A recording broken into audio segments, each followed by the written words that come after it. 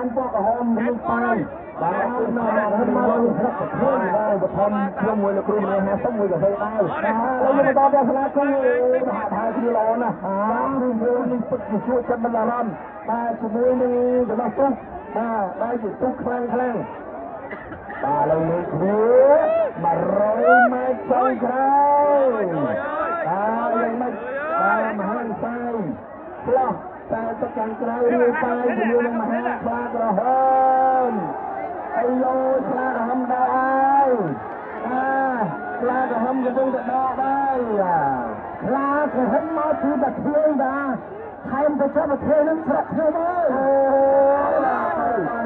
បាទដល់យកតំណែងទៅហើយ